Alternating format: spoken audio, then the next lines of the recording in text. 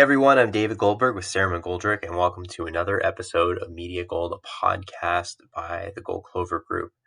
And, this week is the week we just had Blue Monday, the third Monday in January.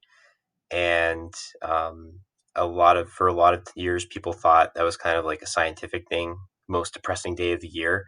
But it turns out it was a brilliant marketing strategy by a pseudopsychologist who wanted to coin a holiday for travel agencies to sell more vacations in the middle of winter.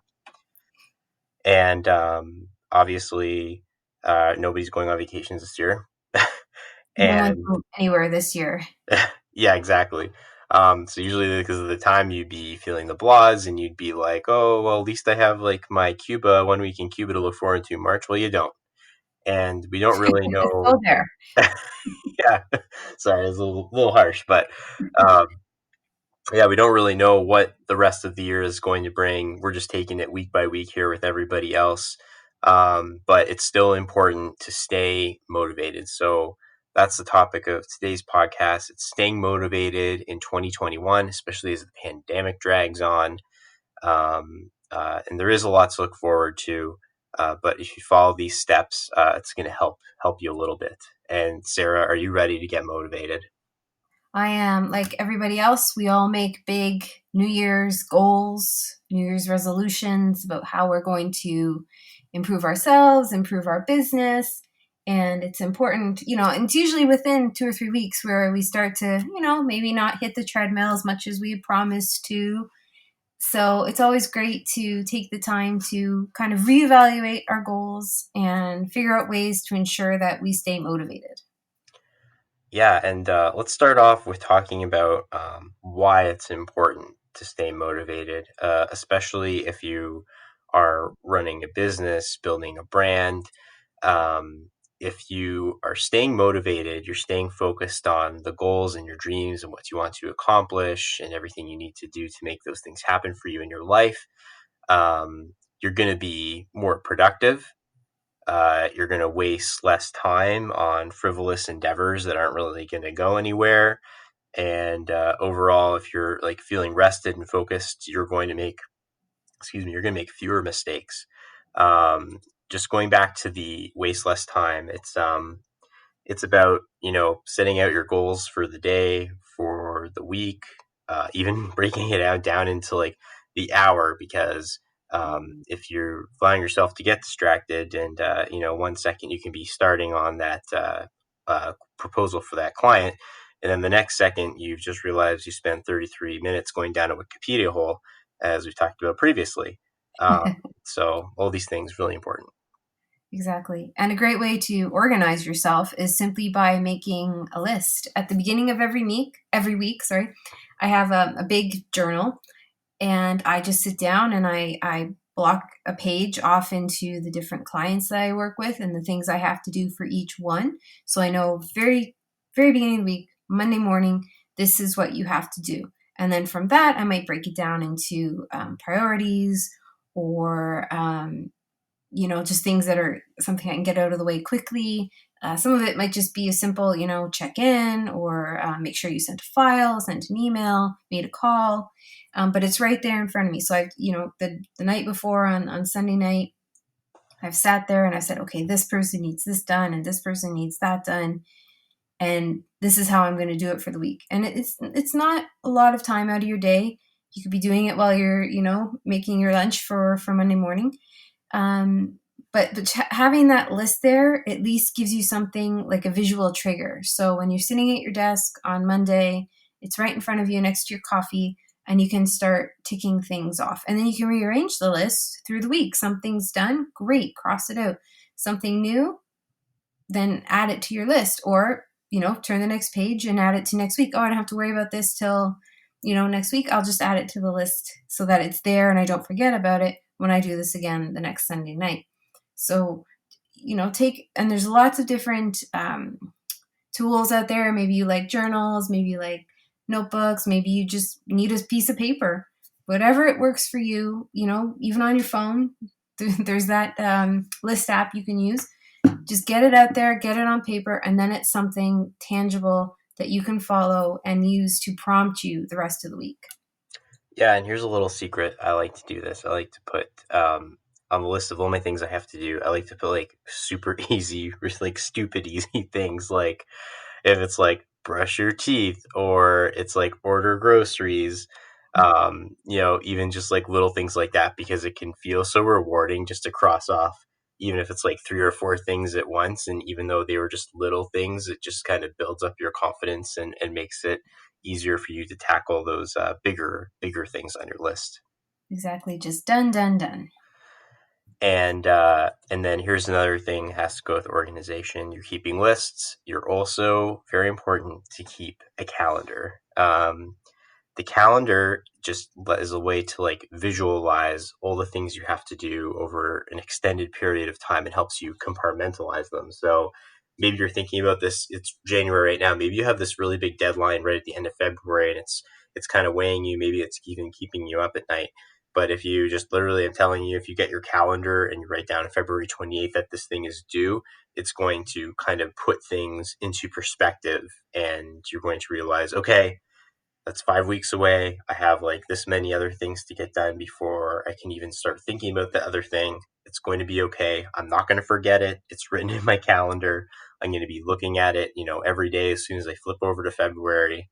And then, like we've talked about on this podcast before, it's not only calendars about meetings and deadlines and due dates, but it can be, a calendar for organizing your social media. It can be a calendar for realizing, oh, Valentine's Day is coming up, and I want to start pushing this kinds of products and for these kinds of clients, beginning, this 2 week block leading up to Valentine's Day. And you will sleep so much better at night knowing that your brain, that you've written all these things that are flowing down your brain, you're taking it out of your head and you're putting it on the calendar, and the calendar is carrying the burden of the stress of having to remember all these things for you. And take advantage of the tools that come with your calendars. I mean, it's one thing to just say, at 9 a.m. on Tuesday, I have a meeting, but set alerts. If you're using something like a calendar app like Trello, include the attachments. Like all these calendars and project management tools now have so much more functionality than they ever did before. They're not just like list keepers anymore or date keepers. You can include the files so that you're ready to go. You can set the alerts so that 2 days ahead of time you know that this is due, or you can track the progress. So you may have a broader project with like 6 different components, and Mm-hmm. you've already done 1, 2, and 3. So you're tracking your progress and you're staying ahead of the game. Use that as your motivation. The fact that you're keeping organized is going to keep you wanting to press on and get the job done. So definitely keep a calendar, but use all the tools that come with it. Yeah, it could be high tech, low tech. Maybe you're like an old school, like desk blotter, giant calendar with sticky notes kind of person. Whatever helps you.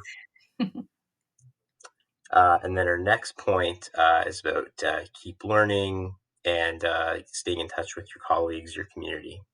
Exactly. The best way to stay motivated is to, keep in touch with people who are doing the same thing as you, or, may also be going through kind of the earlier blahs.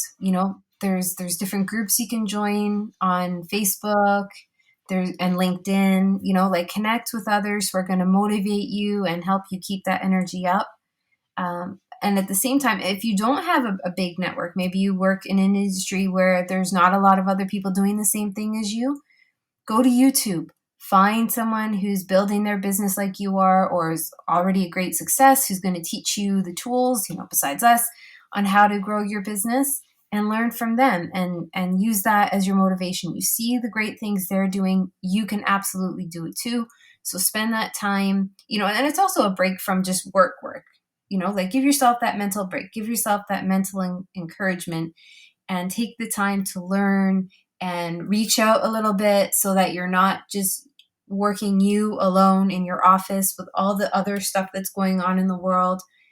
Reach out, reach out and touch someone, as they used to say, without physically touching them, Yeah. and social distancing. But keep those networks strong and keep that outreach happening, because you'll find it will motivate you and it will make you feel a lot better about the work that you're doing. which kind of leads us into our last point for today, which is, we're telling you to put so much stock into planning out your business and all your work you have to get done. But staying motivated also means taking care of your mental and physical health. It's getting your workouts in, getting enough sleep, eating right, and taking care of your body will allow your brain to function at 100%. Make sure that you can take care of all these things, and there's all those studies out there that's saying that your exercise and your diet go so long to um, improving your mental health and improving your outlook on life, making you feel good about everything that's happening. And that can also be taking some time to learn something new, something that has nothing to do with your job or your regular passions that have become your job on a regular basis. It's just a total take it away. Find something that doesn't make you think of any of those other things that are causing you stress, or they're on your plate every day. And it's also important to find some offline time. This past year, especially, so many of us have just turned to the internet to kill time and to find companionship. But there is a whole world offline, and it's still really important that we learn how to access that and embrace it. Exactly. There's nothing more important than your mental health, and you've got to do whatever you can. Think back to what you did before all of this, and then just find new and innovative ways to keep doing it. So if you used to go to fitness classes, you can't do that anymore online. So you can't do that anymore in person. Go Mm-hmm. online. There's a zillion to choose from on YouTube or on Instagram. There are lots of free resources available to make sure that you're staying mentally healthy and physically healthy. And if you really aren't sure about how you're feeling, then talk to someone who can help. Talk to us. We're always here, guys. We never hear from you guys. We want to talk. We do want to talk to you. We really do. We hope you found these tips helpful. More importantly, we hope you found them motivating. Mhm. And as always, like I said, we want to talk to you. Send us your digital marketing questions at www.goldclovergroup.com or find us on social media at Gold Clover Group. And don't forget to catch us every Wednesday wherever you listen to your podcasts.